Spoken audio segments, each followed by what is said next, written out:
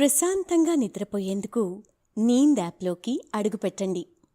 ఈ క్షణమే నీంద్ యాప్ను డౌన్లోడ్ చేసుకోండి.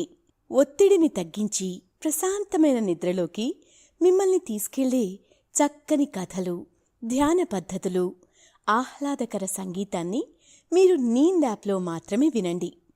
ఇవే కాకుండా పలు రకాల స్లీప్ ప్రోడక్ట్స్ అయిన sleep gummies, milk mix, sleep tea bags గురించిన సమాచారం తెలుసుకోవచ్చు. ఈ ప్రోడక్ట్స్కి మీరు బానిస అయ్యే అవకాశమే లేదు. వీటిని వాడడం వల్ల మీకు ఎటువంటి సైడ్ ఎఫెక్ట్స్ కూడా ఉండవు. సంపూర్ణంగా నిద్రపోయేందుకు ఇవి సహకరిస్తాయి. మీ నిద్రానుభవాన్ని మరింత మెరుగుపరుస్తాయి. నమస్తే, నేను మీ ఉమా. రచయిత్రి అమృత సేకరించి పంపిన ఇద్దరు చిరంజీవుల కథను ఇప్పుడు మనం విందాం. మనకి తెలిసిన 7 చిరంజీవుల్లో ఇద్దరైన కృపాచార్యుడు, అశ్వత్థామలకు సంబంధించిన కథ ఇది. ఇప్పటివరకు 7 చిరంజీవుల్లో మనం బలిచక్రవర్తికి సంబంధించి బుడతబాపనోడి కథ, వ్యాసుడి కథ, హనుమంతుడి కథలతో ఈ మధ్య పరశురాముడి కథ చెప్పుకున్నాం కదా. ఆ లిస్ట్లో ఇప్పుడు కృపాచార్యుడు, అశ్వత్థామ గురించి ఈ కథలో చెప్పుకుందాం. కృపాచార్యుడు ఎవరు? ఈయనకి ధర్మానికి నిలబడినందుకు చిరంజీవత్వం వస్తే, ఈయన మేనలుడు అశ్వత్థామకి మాత్రం అదే చిరంజీవత్వం ఓ శాపం అయ్యింది. ఒక సంఘటన వీరి విధిని మార్చేసింది. మహాభారతంలో వచ్చే ఈ పాత్రల విశిష్టత ఏమిటి? వీరి విధిని మార్చిన సంఘటన ఏమిటి? ఇప్పుడు ఈ ఇద్దరూ ఎక్కడ ఉన్నారు లాంటి విషయాలు ఈ కథలో తెలుసుకుందాం. దానికంటే ముందు వాతాపిజీర్ణం మంత్రం చెప్పుకొని, తిన్నది జీర్ణించుకొని నిద్రకి సిద్ధంగా ఉన్నారని ఆశిస్తూ సౌకర్యవంతమైన స్థితిలోకి వెళదాం. మీకు ఇష్టమైన రీతిలో పడుకొని అన్ని లైట్లను ఆఫ్ చేసి మీ కళ్ళు మూసుకోండి. నెమ్మదిగా గాలి పీలుస్తూ పూర్తిగా లోతైన శ్వాస తీసుకొని వదలండి.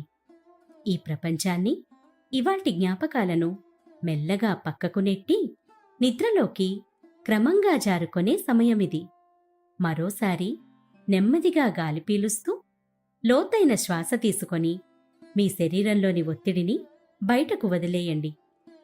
ఇప్పుడు చేయాల్సిందల్లా విశ్రాంతి తీసుకోవడం, సేద తీరటం, మునుపటి స్థితికి రావటం. మీరు ఇప్పుడు మంచం మీద ఉన్నారు. రోజువారీ అలసట నుంచి మీ శరీరం విశ్రాంతి తీసుకుంటున్నట్లుగా మీకు అనిపిస్తుంది. కాళ్ల నుంచి మొదలుపెట్టి మీ అవయవాల్లోని ఒత్తిడిని ఒక్కొక్కటిగా బయటకు పంపించేయండి. మీకోసం అవన్నీ రోజంతా చాలా కష్టపడ్డాయి. కాబట్టి వాటికి విశ్రాంతి తీసుకునే అర్హత ఉంది. ముందుగా మీ పాదాల్లో మొదలైన విశ్రాంత అనుభూతి క్రమంగా మీ మోకాలి క్రింది భాగానికి చేరుతుంది. అక్కడి నుంచి మోకాళ్లలోకి ప్రవేశిస్తుంది. ఇప్పుడు మీ కాలి ఎగువ భాగాన్ని విశ్రాంతి తీసుకోనివ్వండి. ఈ విశ్రాంత అనుభూతి క్రమంగా మీ పొత్తికడుపు నుంచి వెన్నెముక మీదుగా ఎగువ వీపు వరకు వచ్చి తరువాత ఛాతీలోకి ప్రవహిస్తున్నట్లుగా గుర్తించండి. అక్కడి నుంచి మీ భుజాల్లోకి, తరువాత చేతుల్లోకి, చివరగా వేలి కొనల వరకు వెళ్తున్నట్లుగా అనుభూతి చెందండి. ఆపై మీ మెడ, తల, ముఖం వరకు ఆ అనుభూతి ప్రవహిస్తుంది. అప్పుడు మీ శరీరం మొత్తం ప్రశాంతంగా, రిలాక్స్డ్గా నిద్రకు సిద్ధంగా ఉంది. త్వరలో మీరు చక్కని నిద్రలోకి జారుకుంటారు. డ్రీమ్ ల్యాండ్లో ప్రశాంతంగా ప్రయాణిస్తారు. ఈ ప్రయాణం ఉదయం వరకు కొనసాగుతూ ఉంటుంది. కాబట్టి మీరు కథను వింటున్నప్పుడు మీ శ్వాసను కూడా అనుసరించండి. అద్భుతమైన నిద్రానుభవం కోసం మీ శరీరం మొత్తానికి విశ్రాంతినిస్తూ స్థిరంగా ఉండండి. అయితే కథలోకి వెళదాం. కృపాచార్యుడికి, అశ్వత్థామకి ఇద్దరికీ చిరంజీవత్వాన్ని ఇచ్చిన ఆ రాత్రి గురించి తెలుసుకునే ముందు అసలు ఈ ఇద్దరు ఎవరు? ఈ ఇద్దరి కథలు కలిపి ఎందుకు వింటున్నామో తెలుసుకుందాం. కురువంశానికి ఆచార్యుడు, ద్రోణాచార్యుడుగా ప్రసిద్ధి చెందాడు. ఆయన పరశురాముడి నుంచి ధనుర్విద్య దానంగా పొందాడు. అన్న విషయం మనం పరశురాముడి కథలో చెప్పుకున్నాం. ఈ ద్రోణాచార్యుడు కన్నా ముందు కృపాచార్యుడు పాండవులకు, కౌరవులకు విద్య నేర్పిన గురువు. అయితే యుద్ధంలో కౌరవుల తరపున యుద్ధం చేసినా కాని చివరకు ధర్మాన్ని కాపాడే ప్రయత్నం చేశాడు కాబట్టే కృపాచార్యుడు చిరంజీవిగా మిగిలాడు. మరి ధర్మం వైపు నిలబడిన భీష్ముడి కంటే ఈయన గొప్పవాడా? తెలుసుకుందాం. అయినా బ్రాహ్మణాచార్యుడు గురువైనవాడు అసలు క్షాత్రధర్మంలో యుద్ధం ఎందుకు చేశాడు? అంటే ఈయన కూడా పరశురాముడిలా బ్రాహ్మణ క్షత్రియుడా? అందులోనూ కౌరవుల వైపు యుద్ధం చేస్తే ధర్మాన్ని కాపాడడం ఏమిటి? అది ఎలా సాధ్యమవుతుంది? మరి ఇతని మేనల్లుడైన అశ్వత్థామ ఈయనలాగా ధర్మాన్ని ఎందుకు కాపాడలేదు? ఈ వివరాలు తెలియాలంటే కృపాచార్యుడు ఆచార్యుడెలా అయ్యాడు, అసలు ఎలా పుట్టాడో తెలుసుకోవాలి. అసలు కృపాచార్య పుట్టుకే ఒక విచిత్రం. ఎందుకో తెలుసా? ఈయన కూడా మరో బయోటెక్నాలజీ ఇన్వెన్షన్ అనుకోండి. తల్లి గర్భం నుంచి రాలేదు, పైగా ఒంటరిగా పుట్టలేదు. ఈయనతో ఓ కవల ఆడపిల్ల కూడా పుట్టింది.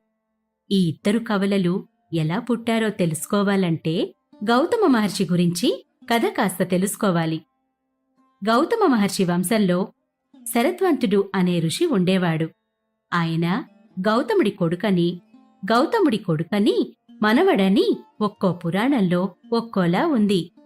శరద్వంతుడు పుట్టడమే ధనస్సు, బాణాలతో పుట్టాడట.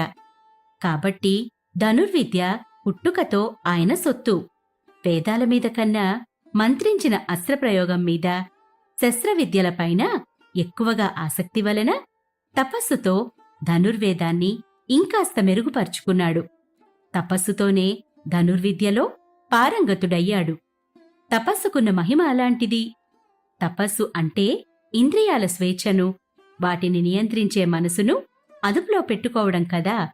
ధనుర్విద్యలో తిరుగులేని మహావీరుడవ్వడంతో శరద్వంతుడు తన పదవికి పోటీ వస్తాడేమోనని ఇంద్రుడు అనుమానపడ్డాడు.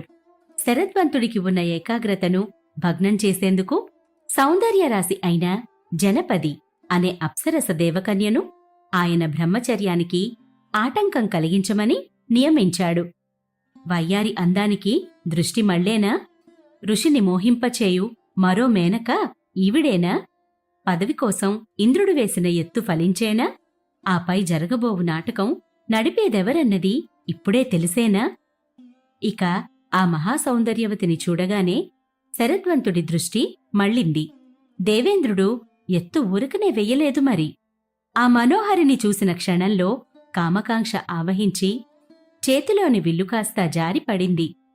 కాని విషయం గ్రహించి తన కామోద్రేకాన్ని నిగ్రహించుకున్నాడు శరద్వంతుడు. ఎంత తల తిప్పుకొని నిగ్రహించుకున్నా ఆయనకు తెలియకుండానే ఆయన వీర్యం జారి ఒక గడ్డి పరకపై పడి రెండుగా చీలింది. అది తెలియక ఆయన అక్కడ్నుంచి వెళ్ళిపోయాడు. రెండుగా చీలిన భాగాలలో నుంచి ఒక బాబు, ఒక పాప జన్మించారు. ఆకలికి ఏడుస్తున్నారు.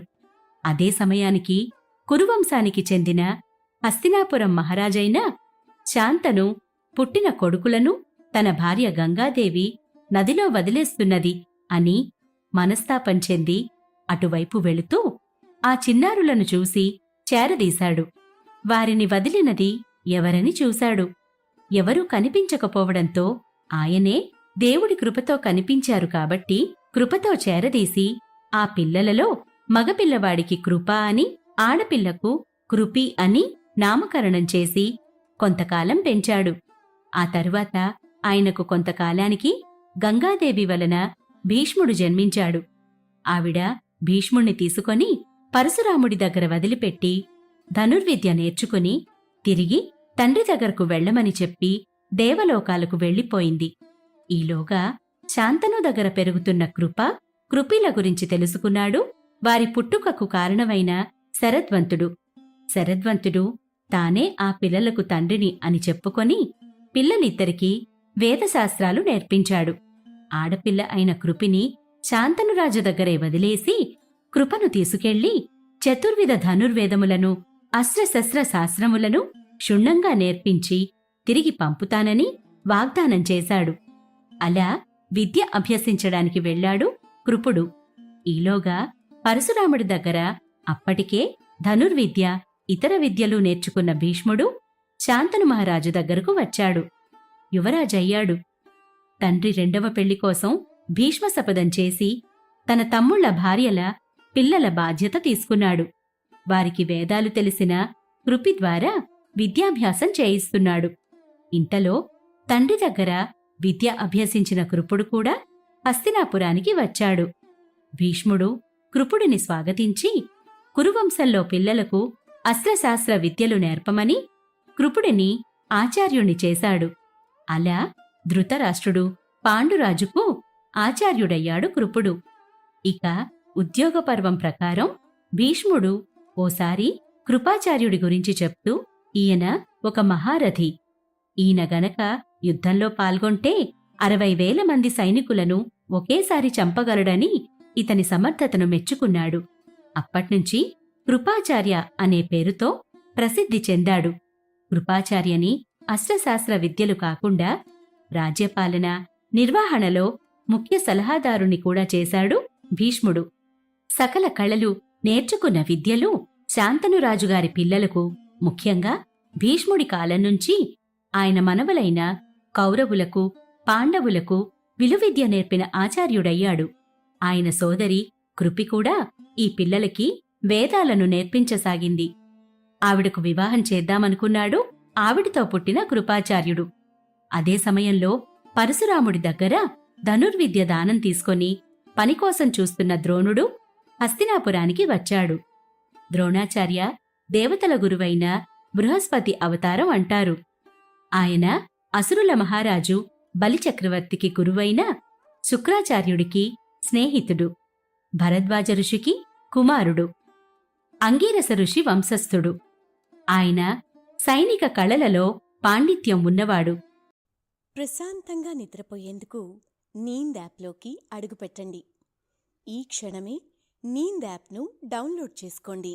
ఒత్తిడిని తగ్గించి ప్రశాంతమైన నిద్రలోకి మిమ్మల్ని తీసుకెళ్లే చక్కని కథలు, ధ్యాన పద్ధతులు, ఆహ్లాదకర సంగీతాన్ని మీరు నీంద్ యాప్లో మాత్రమే వినండి.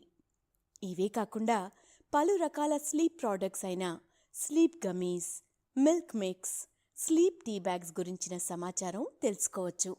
ఈ ప్రోడక్ట్స్కి మీరు బానిస అయ్యే అవకాశమే లేదు. వీటిని వాడడం వల్ల మీకు ఎటువంటి సైడ్ ఎఫెక్ట్స్ కూడా ఉండవు. సంపూర్ణంగా నిద్రపోయేందుకు ఇవి సహకరిస్తాయి. మీ నిద్రానుభవాన్ని మరింత మెరుగుపరుస్తాయి. ద్రోణుడు తల్లి గర్భం నుండి పుట్టలేదు.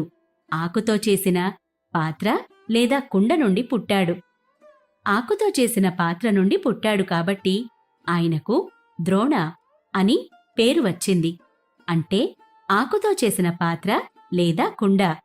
కుండ నుంచి పుట్టినవాడు కురువంశంలో, కురుక్షేత్రంలో యుద్ధం చేసుకోబోయే యువరాజులు అప్పటికింకా చిన్నపిల్లలు. ఓ బంతి బావిలో పడింది. దానికోసం పాండవులు, కౌరవులు కలిసి మదన పడుతున్నారు. తనకి తెలిసిన విలువిద్యతో ఎంతో సులభంగా బంతిని పైకి తీశాడు ద్రోణుడు. ఇదంతా గమనించిన భీష్ముడు కృపాచార్యుడిని పూర్తిగా రాజ్యపాలనా సలహాదారుడిని చేసి తన మనవళ్లైన 100 మంది కౌరవులకు, 5 పాండవులకు ధనుర్విద్య నేర్పమని ద్రోణుడిని నియమించాడు. ద్రోణుడి సమర్థత గమనించిన కృపాచార్యుడు తనతో పుట్టిన కృపిని వివాహం చేసుకోమని ద్రోణాచార్యుణ్ణి అడిగాడు. ఆయన ఒప్పుకోవడంతో కృపికి, ద్రోణాచార్యుడికి వివాహం చేశారు. ద్రోణుడు కుండ నుంచి వచ్చినవాడు. పురాణాల్లో చెప్పుకోదగ్గ మొదటి టెస్ట్యూబ్ బేబీ అని అంటారు. ఇప్పుడు గడ్డిని తాకి పుట్టిన కృపికి, కుండ నుంచి వచ్చిన ద్రోణుడికి ఓ కొడుకు పుట్టాడు. అతని పేరు అశ్వత్థామ అని పెట్టారు. అతను తలపై ఓ రక్షణ శిరోమణితో పుట్టాడు. అతను కృపాచార్యుడికి మేనల్లుడన్నమాట. ఈ కృపాచార్యుడి వివాహం గురించి, పిల్లల గురించి ఎక్కడా ప్రస్తావన లేదనుకోండి. అలా కృపాచార్యుడు రాజ్యపాలనా విద్యను నేర్పే గురువయ్యాడు. ద్రోణాచార్యుడు ధనుర్విద్య నేర్పేవాడు. ఇద్దరూ ప్రధాన గురువులైతే ద్రోణుడి కొడుకు అశ్వత్థామ గురుపుత్రుడుగా యువరాజులతో కలిసి విద్య నేర్చుకునేవాడు. ఇతను రాబోయే తరాలకు గురువు కాబోయేవాడన్నమాట. కృపాచార్యుడు, ద్రోణుడు, అశ్వత్థామ ముగ్గురు ధర్మం పాటించి నేర్పించాల్సిన గురువులు, బ్రాహ్మణులు, ఆచార్యులు. కాని విధి చేయబోయే విచిత్రంలో వీరు అధర్మంగా ఉన్న కౌరవుల పక్షాన యుద్ధంలో పాల్గొనాల్సి వచ్చింది. అధర్మానికే కొమ్ము కాస్తూ ఉన్న కౌరవుల వైపే యుద్ధం చేశారు. అదే వారి తలరాత. కృపాచార్యుడు, అశ్వత్థామ ఎప్పుడూ పాండవుల వైపు ఉండేవారు. ఎప్పుడూ శాంతివంతంగా సమస్యలను పరిష్కరించుకోవాలి అని ధర్మరాజుకు చెప్తూ ఉండేవాడు కృపాచార్యుడు. అర్జునుడి దగ్గరకు వెళ్లి కర్ణుడితో యుద్ధం అవసరం లేదని చెప్పేవాడు. అసలు కర్ణుడు క్షత్రియుడు కాదని, కురువంశానికి సమవర్తి కాదని అతన్ని ఎన్నోసార్లు అవమానించినది కృపాచార్యుడే. అప్పుడే దుర్యోధనుడు తమతో పుట్టిన పాండవులను పక్కనపెట్టి కర్ణుడి సమర్థత తెలుసుకొని అతనికి రాజభోగాలు కట్టబెట్టి స్నేహితుడిని చేసుకున్నాడు. ఇక నిండు సభలో ద్రౌపదికి చేసిన అవమానాన్ని ఎదిరించిన వాళ్లలో కృపాచార్యుడు, అశ్వత్థామ కూడా ఉన్నారు.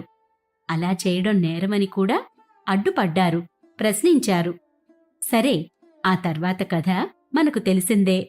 పాండవులలో పెద్దవాడైన ధర్మరాజు పాచికల ఆటలో ఓడిపోయి రాజ్యాన్ని కోల్పోయి అడవులకు వెళ్లి అక్కడ కృష్ణుడి ఆజ్ఞ మేరకు ఎంతోమంది ఋషులను, మహర్షులను కలుసుకొని ఎన్నో నీతివంతమైన కథలను విని తెలుసుకున్నాడు.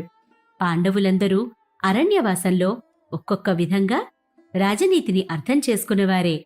వారు విన్న కథలు కూడా మనం అప్పుడప్పుడు చెప్పుకుంటున్నాం. ఈ పాండవులు తిరిగి మళ్లీ హస్తినాపురానికి రావడం జరిగింది. తమకు రావాల్సిన అర్ధభాగాన్ని ఇవ్వమని దుర్యోధనుడిని అడగడం, అతను నిరాకరించడం, ఇక యుద్ధం అనివార్యం కావడంతో యుద్ధం మొదలైంది. ఇక భీష్ముడు ధర్మమున్నది పాండవుల వైపైనా కాని ఆయన హస్తినాపురానికి రాజుకి నమ్మిన బంటు కాబట్టి అప్పుడు రాజైన ధృతరాష్ట్రుడి వైపే యుద్ధం చెయ్యాలి, తప్పదు. ఇక ద్రోణుడి పరిస్థితి కూడా ఇంతే. ద్రోణుడి నిర్ణయాన్ని అనుసరించారు. ద్రోణుడి కొడుకైన అశ్వత్థామ, బావ కృపాచార్యుడు. వీరందరికీ పాండవులంటే వ్యతిరేకతేమీ లేదు. అయినా కౌరవుల వైపు పోరాడుతున్న కృపాచార్యుడు, అశ్వత్థామ, ద్రోణుడు వంటి వీరులకు పరాజయం ఉండదు కాబట్టి వీరిని కూడా యుద్ధంలో కలుపుకున్నారు కౌరవులు. కృపాచార్యుడు 11వ సేనానిగా కౌరవుల సైన్యానికి అధ్యక్షుడిగా ఉన్నాడు. కురుక్షేత్ర యుద్ధం జరిగే 14వ రోజు అర్జునుడే కృపాచార్యుడితో యుద్ధం చేయడానికి భయపడ్డాడు. అంతా అనుకూలంగా జరుగుతున్నది కౌరవులకే. అయితే ఒక్క సంఘటన అశ్వత్థామను కుదిపేసింది. ధర్మాన్ని విడిచి ప్రతీకారమనే ఉచ్చులో పడి ఓ రాత్రి చేయకూడని పని చేయడానికి సిద్ధపడ్డాడు. కృపాచార్యుడు నిగ్రహించుకున్నాడు కాని అశ్వత్థామ శాపానికి గురయ్యాడు. ఆ సంఘటన ఎలా ఏర్పడిందంటే, భీష్ముడిని అంపసైన్యం మీద పడుకోపెట్టిన తర్వాత ద్రోణుడు కౌరవ సైన్యానికి సేనాధిపతిగా నియమితుడయ్యాడు. పాండవుల దాడిని మాత్రమే ప్రతిఘటించిన భీష్ముడిలా కాకుండా ద్రోణుడు పాండవులపై పూర్తి దాడి చేసి వారి సైన్యాన్ని నాశనం చేశాడు. మహాభారత యుద్ధం 15వ రోజున దుర్యోధనుడు దేశద్రోహి అన్న వ్యాఖ్యలను, నిందలను భరించలేని ద్రోణుడు విజృంభించాడు. పాండవులపై బ్రహ్మాస్త్రాన్ని ప్రయోగించాడు.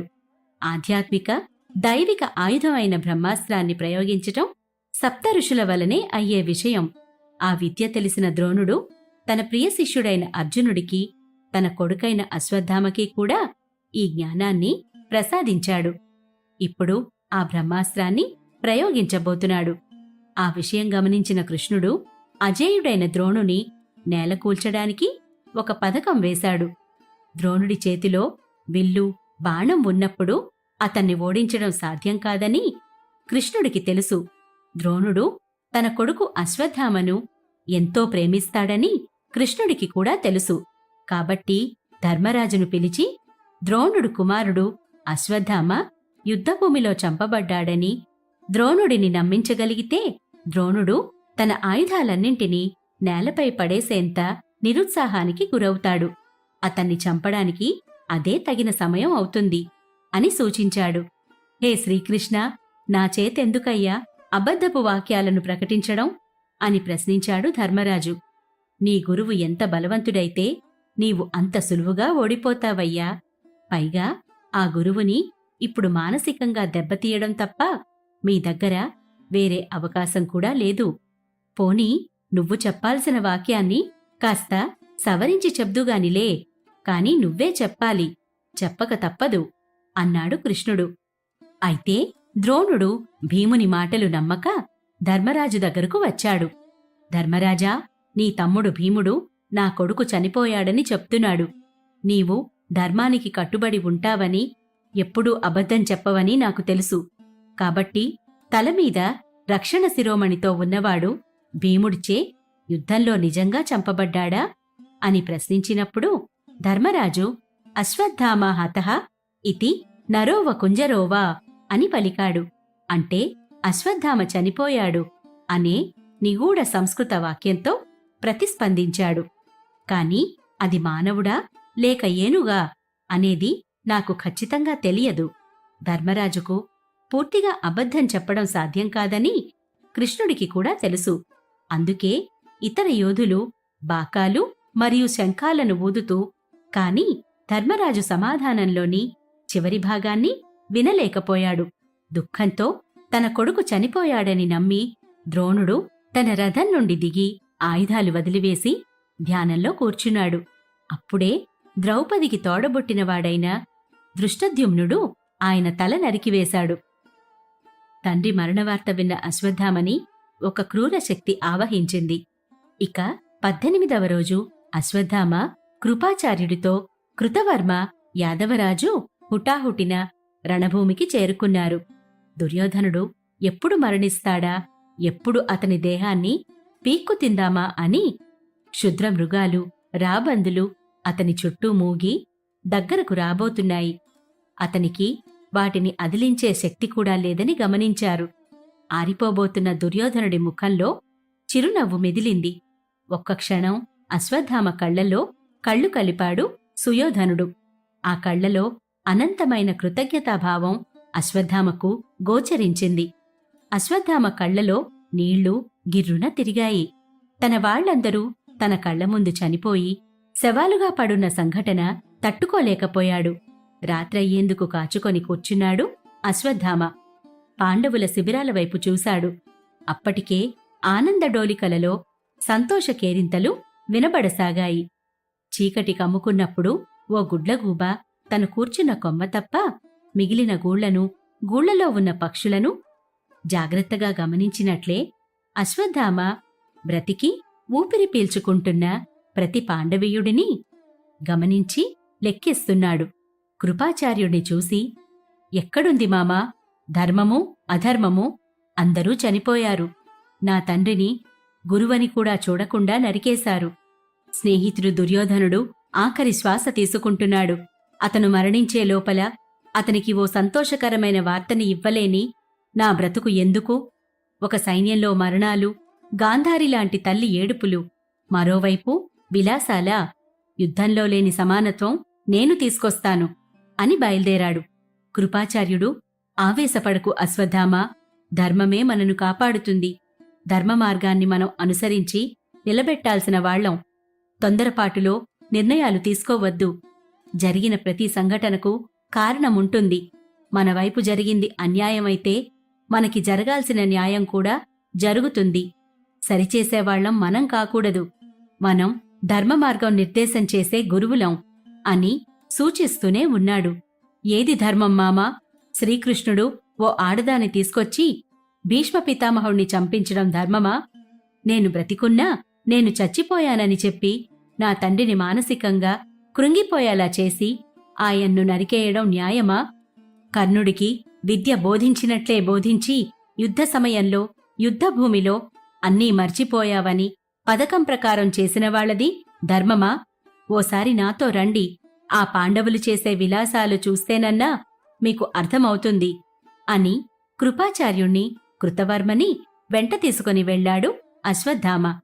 శిబిరాల దగ్గర్నుంచే అన్నీ చూస్తూ విశ్లేషించమని కృపాచార్యుణ్ణి, కృతవర్మని బయట నిలబెట్టి తానొక్కడే శిబిరాల లోపలికి ప్రవేశించాడు అశ్వత్థామ.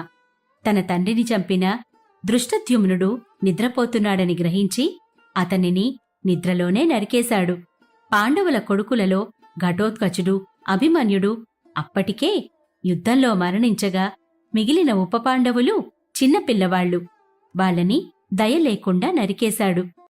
ప్రశాంతంగా నిద్రపోయేందుకు నీంద్ యాప్లోకి అడుగుపెట్టండి. ఈ క్షణమే నీంద్ యాప్ను డౌన్లోడ్ చేసుకోండి. ఒత్తిడిని తగ్గించి ప్రశాంతమైన నిద్రలోకి మిమ్మల్ని తీసుకెళ్లే చక్కని కథలు, ధ్యాన పద్ధతులు, ఆహ్లాదకర సంగీతాన్ని మీరు నీంద్ యాప్లో మాత్రమే వినండి. ఇవే కాకుండా పలు రకాల స్లీప్ ప్రోడక్ట్స్ అయిన sleep gummies, milk mix, sleep tea bags గురించిన సమాచారం తెలుసుకోవచ్చు. ఈ ప్రోడక్ట్స్కి మీరు బానిస అయ్యే అవకాశమే లేదు. వీటిని వాడడం వల్ల మీకు ఎటువంటి సైడ్ ఎఫెక్ట్స్ కూడా ఉండవు. సంపూర్ణంగా నిద్రపోయేందుకు ఇవి సహకరిస్తాయి. మీ నిద్రానుభవాన్ని మరింత మెరుగుపరుస్తాయి. భీష్ముడిని చంపిన శిఖండిని చంపేశాడు. అర్జునుడితో ఉండే యుద్ధమన్యు ఉత్తమౌజుడిని నిర్దాక్షిణ్యంగా చంపేశాడు. అలికిడికి కొంతమంది సైనికులు వస్తే వాళ్లని కూడా ఇష్టం వచ్చినట్లు నరికేశాడు. అందులో కొంతమంది తప్పించుకొని శిబిరాల బయటకి పరిగెత్తడం కృపాచార్యుడు, కృతవర్మ గమనించి ఏం జరిగిందని విచారించారు. అతను గురుపుత్రుడు కాదు స్వామి, ఓ ప్రళయం సృష్టిస్తున్న ఆవేశం, క్రూరత్వంతో నిండి ఉన్న అసలైన రాక్షసుడు చెప్పి భయపడి పారిపోయారు. విషయం అర్థమైన కృపాచార్యుడు అది అశ్వత్థామ అని గ్రహించి అతన్ని అక్కడ్నుంచి తీసుకొని వెళ్లాలనుకున్నాడు. అప్పటికే అభిమన్యు భార్య ఉత్తర గర్భాన పెరుగుతున్న పిండానిపైన కారణం లేకుండా తన తండ్రి నేర్పిన బ్రహ్మాస్త్రాన్ని ప్రయోగించాడు. కాని ఆ ఉత్తర గర్భాన పెరుగుతున్న ఆ పిల్లవాణ్ణి శ్రీకృష్ణుడి సుదర్శన చక్రం కాపాడింది. ఆ పిల్లవాడే పాండవ వంశంలో బతికి తర్వాత తరాలకి రాజైన పరీక్షిత్ మహారాజు. సూర్యోదయం అవుతుండగా దుర్యోధనుడితో అశ్వత్థామ, మిత్రమా, నీవు కొద్ది క్షణాలలో స్వర్గాన్ని చేరుకుంటావు. అక్కడ మా తండ్రిగారు, భీష్మ పితామహులు, కర్ణుడు, ఇంకా నీ సోదరులు, ఇతర యోధులు నీకు స్వాగతం చెప్పడానికి ఎదురుచూస్తూ ఉంటారు. వారిని కలుసుకున్నప్పుడు నా తండ్రిగారితో సహా వారికి ఇలా వివరించు. అశ్వత్థామ అప్రయోజకుడు కాడు. మీ దుర్మరణానికి కారకులైన వారిని అతడు అంతం చేసినాడు. విజయం పాండవుల పరమైంది కాని ఆ సామ్రాజ్యంలో యువకులు మిగిలి లేరు. వయసులో ఉండి శరీరశక్తి ఉన్న మగవారందరూ యుద్ధంలో చనిపోయారు. ఉన్న మగవారందరూ ముసలివారు. ఇక మిగిలింది స్త్రీలు. వయసులో ఉన్న స్త్రీలందరూ విధవలయ్యారు. స్త్రీలు, పిల్లలు, ముసలివారితో కూడిన రాజ్యం ధర్మరాజు పరమైంది. అంత యుద్ధం చేసి విజయాన్ని అందుకున్నా కూడా పాండవులకు దాని అసలైన ఫలం దక్కలేదు. వీరులు లేని రాజ్యం అంటే అండలేని స్త్రీ వంటిదే. మీ రుణం తీర్చుకున్నాడు అని నా మాటగా చెప్పు అని అడిగాడు అశ్వత్థామ. చిరునవ్వు చిందిస్తూ దుర్యోధనుడు చనిపోయాడు. అశ్వత్థామను ఆవహించిన రుద్రశక్తి వదిలిన తర్వాత అతని ఆలోచనలో మార్పు రాసాగింది. తను చేసిన మారణహోమం ఒప్పేనా అని అతనిలో అంతర్మథనం మొదలైంది. అతను తీవ్రమైన మానసిక సంఘర్షణకు గురికావడం మొదలుపెట్టాడు. అతని మనసే అతన్ని ప్రశ్నించడం సాగించింది. దుర్యోధనుడి పక్షాన యుద్ధం చేశావు, బాగానే ఉంది. మిత్రధర్మం కాబట్టి, కృతజ్ఞత చూపాలి కాబట్టి, విశ్వాసం ఉండాలి కాబట్టి అలా చేశావు. అది సరే. కాని రాత్రిపూట అంతమందిని అలా చంపడం సరైన పనేనా? యుద్ధమైన తర్వాత యుద్ధధర్మం విడిచి అందులో చిన్నపిల్లలైన ఉపపాండవులను అలా కిరాతకంగా చంపడం న్యాయమేనా? పోనీ దృష్టద్యుమ్నుని చంపావంటే నీ తండ్రి వధకు ప్రతీకారం అనుకోవచ్చు. కాని ఉపపాండవులేం చేశారు? మిగతా సైన్యం ఏం చేసింది? జంతువులేం పాపం చేశాయి? వాటిని కూడా వదలకుండా వధించావు కదా. ఇది ధర్మమేనా? ఎంత క్షత్రియ ధర్మాన్ని పాటించినప్పటికీ నీలో బ్రాహ్మణ రక్తం ప్రవహిస్తున్నది కదా. ఈ విధంగా యుద్ధం చేయడం నీకు సరియేనా? ధర్మం వీడవద్దని నీ మేనమామ కృపాచార్యుడు చెప్పినా నువ్వు వినకుండా ఇంతటి మారణహోమం చేయడం న్యాయమేనా? అన్న ప్రశ్నలు అతనిలో సుడులు తిరగడం ప్రారంభించాయి. విషయం తెలుసుకున్న అర్జునుడు అశ్వత్థామ మీద అస్త్రప్రయోగంతో చంపడానికి బయల్దేరాడు. కాని అప్పటికి వ్యాసుడు యుద్ధభూమికి చేరుకొని జరగబోయే యుద్ధం ఆపేశాడు. ఎందుకు నన్నాపారు? మేం చేసిన తప్పుకు ఉత్తర ఎందుకు బలి కావాలి? ఆమె చేసిన తప్పేమిటి? మా కోడలు కావడమే ఆమె చేసిన నేరమా? చిన్నపిల్లలను బలి చేసిన ఈ దుష్టుడిని ఇలా వదలవలసిందేనా? ప్రశ్నించాడు అర్జునుడు. వదలమని నేను చెప్పడం లేదు. దీనికి ఒక పరిష్కారం నేను చెప్తాను అంటూ అప్పటిదాకా మౌనంగా ఉన్న శ్రీకృష్ణుడు ముందుకు వచ్చాడు. జాతి సర్పానికి తన శిరస్సుపైన ఉన్న మణియే ప్రాణం. అది పోతే ఆ పాము జీవచ్ఛవం అయిపోతుంది. అది బ్రతికి చచ్చిన దానితో సమానమే. అశ్వత్థామ నొసటిలో ధగధగా మెరుస్తున్న మణిని చూశారా? అదే అతని వరం. ఆ మణిని పెకిలించండి. అతను బ్రతికినా శవంతో సమానుడే అవుతాడు. ఆ మణి వల్లనే అతడు అన్ని భయాలకు అతీతుడుగా ఉంటున్నాడు. అది ఉన్నంతవరకు అతన్ని సర్పవిషం ఏమీ చేయలేదు. అలాగే భూత ప్రేత రాక్షస గ్రహాలేవీ కూడా అతని దరిదాపులకు కూడా రాలేవు. పరమశివుని కటాక్షంతో అది అతనికి ప్రాప్తించింది. పరమేశ్వరునికి మూడవ నేత్రం ఎలాంటిదో ఇది ఇతనికి అలాంటిది. కనుక దానిని పెకిలించండి. అదే అతనికి తగిన శిక్ష ఆజ్ఞాపించాడు శ్రీకృష్ణుడు. శిక్ష అమలు జరిగింది. అశ్వత్థామ జీవచ్ఛవం అయిపోయాడు. అశ్వత్థామ, నీవు గురుపుత్రుడు అనే ఒక్క కారణంతో మేము నిన్నుపేక్షిస్తున్నాము. అక్కడ నిద్రిస్తున్న శిబిరంపైన దాడి చేసి చిన్నపిల్లలను రాత్రిపూట రాక్షసుని వలె వధించావు. ఇప్పుడు అన్నం పుణ్యం తెలియని అమాయకురాలైన ఉత్తర గర్భంలో పెరుగుతున్న పిండం మీదకు నీ మారణాస్త్రాన్ని ప్రయోగించావు. బాలహత్యకు, భ్రూణహత్యకు పాల్పడ్డావు. చిన్న పాపల మీద, నిస్సహాయులైన ఆడవారి మీదనా నీ ప్రతాపం? నీకున్న చిరంజీవిత్వం వరం చూసుకునే కదా నీ గర్వం? నీవు ప్రయోగించిన అస్త్రాన్ని నీవు తెలివిగా ఎలాగైతే దారి మళ్లించినా కూడా దాని పనిని అది చేసేటట్లు ఎలా చేశావో అలాగే నేను చేస్తాను చూడు. నీ చిరంజీవత్వ వరాన్నే నీకు శాపంగా మారుస్తాను. సక్రమంగా బ్రతికితే కదా చిరంజీవిత్వం వరమయ్యేది. నీ తండ్రి నీకు చిరంజీవత్వాన్ని ఇచ్చాడు. కాని ఆ జీవితాన్ని అనుక్షణము దుర్భరంగా ఎలా గడపాలో నేను నిర్దేశిస్తాను. నిన్ను పాండవులు ఉపేక్షించినా, వ్యాసుడు నిన్ను రక్షించబూనుకున్నా నేను వదలను. నా కోపం నుంచి నిన్ను ఈ ప్రపంచంలోని ఏ శక్తి రక్షించలేదు. ఎక్కడా శాంతి అనేది లేకుండా 3000 సంవత్సరాలు ఈ భూమిపైన సంచరించు. ఎవరూ లేని నిర్జన ప్రదేశాలలోనూ, క్షుద్రులైన మనుషుల దేశంలోనూ సంచరించు. నీకు ఏ సహాయమూ ఎవ్వరూ చేయకుందురుగాక. అవతారమూర్తి అయిన శ్రీకృష్ణుని నోటి వెంట వెలువడిన ఆ భయంకరమైన శాపాన్ని విని వ్యాసమహర్షితో సహా అందరూ అప్రతిభులై నోట మాటరాక శిలాప్రతిమల వలె నిలబడిపోయారు. అశ్వత్థామకు చిరంజీవత్వమంటే చావకుండా ఉంటాడని కాదు, అచిరకాలం జీవించి తరువాత మన్వంతరంలో ఉత్తమ పదవి పొందుతాడని అర్థం. అది ద్రోణుడి తపఃఫలం. అశ్వత్థామ చేసిన పనికి శిక్ష అప్పుడే పడింది. అతడి తలపైన రక్షణ ఇచ్చే శిరోమణి ఖండించి తీసుకుపోయారు పాండవులు. అది తరువాత ధర్మరాజు కిరీటంలో చేరిందిట. పైగా అతనికి శ్రీకృష్ణుడి శాపం కూడా తగిలింది. 3000 సంవత్సరాల పాటు శిరస్సు మీద వ్రణం, చీము నెత్తురులతో మానకుండా ఉంటుందని, ఏకాకిగా అతను సంచారం చేస్తూ జీవితాన్ని గడపవలసి ఉంటుందని ఆ శాపం. అర్జునుణ్ణి కొంతసేపు నిలువరించగలడే తప్ప చంపలేడు అనే విషయం అశ్వత్థామకి తెలుసు. ఎంత రుద్రాంశ ఉన్నా, ఎంత పరాక్రమవంతుడే అయినా, తపశ్శక్తి ఉన్నా కూడా ద్వేషం, అసూయ మనిషిని ఎలా చేయగలదో అశ్వత్థామని చూసి తెలుసుకోవచ్చు. అశ్వత్థామ చిరంజీవి కాబట్టే ద్రోణుడు అశ్వత్థామ చనిపోయాడు అనే మాట ముందు నమ్మలేదు, ధర్మరాజు చెప్తే తప్ప. అశ్వత్థామకి ఉన్న మణి వల్ల అతనికి ఎలాంటి జబ్బులు రావు, అపజయం ఉండదు.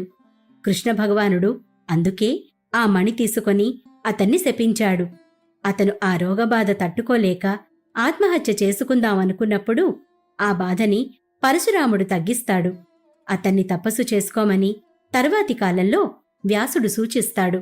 అతడి తపఃఫలం వల్లనే కల్కి అవతారానికి అతని అవసరం ఉందని మన వ్యాసుడి కథలో చెప్పుకున్నట్లు ద్రోణుడి కుమారుడైన అశ్వత్థామ తర్వాత మనవంతరంలో కాబోయే వ్యాసుడు అంటారు.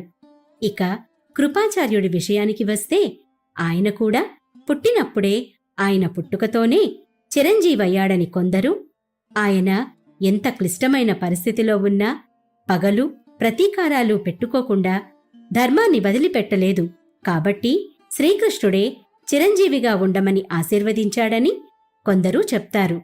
ఆయన పాండవుల వైపు ఉండి ఆ తర్వాత పాండవులలో ధర్మరాజు రాజయ్యాక అతని మనవడు పరీక్షిత్కి గురువయ్యాడు.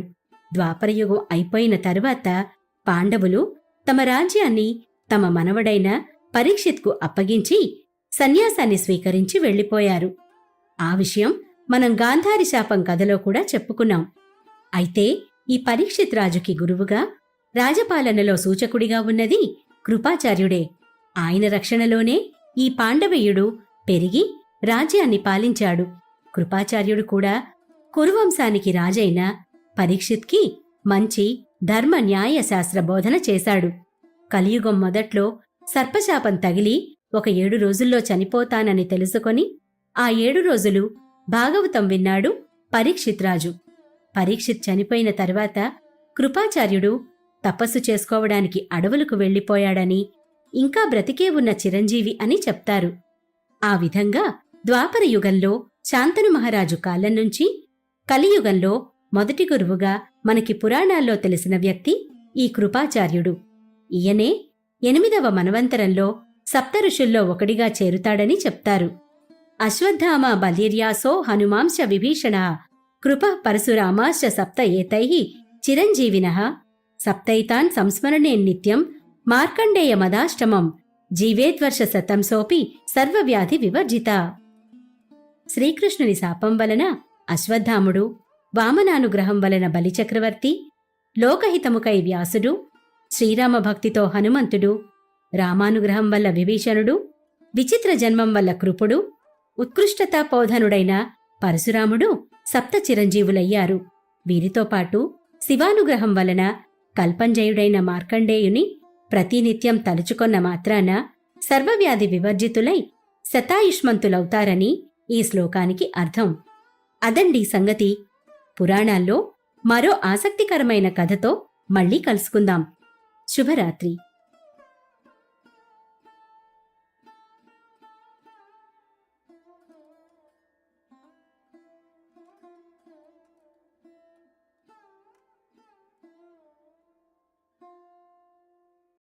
ప్రశాంతంగా నిద్రపోయేందుకు నీంద్ యాప్లోకి అడుగుపెట్టండి. ఈ క్షణమే నీంద్ యాప్ను డౌన్లోడ్ చేసుకోండి. ఒత్తిడిని తగ్గించి ప్రశాంతమైన నిద్రలోకి మిమ్మల్ని తీసుకెళ్లే చక్కని కథలు, ధ్యాన పద్ధతులు, ఆహ్లాదకర సంగీతాన్ని మీరు నీంద్ యాప్లో మాత్రమే వినండి. ఇవే కాకుండా పలు రకాల స్లీప్ ప్రోడక్ట్స్ అయిన sleep gummies, milk mix, sleep tea bags గురించిన సమాచారం తెలుసుకోవచ్చు. ఈ ప్రోడక్ట్స్కి మీరు బానిస అయ్యే అవకాశమే లేదు. వీటిని వాడడం వల్ల మీకు ఎటువంటి సైడ్ ఎఫెక్ట్స్ కూడా ఉండవు. సంపూర్ణంగా నిద్రపోయేందుకు ఇవి సహకరిస్తాయి. మీ నిద్రానుభవాన్ని మరింత మెరుగుపరుస్తాయి.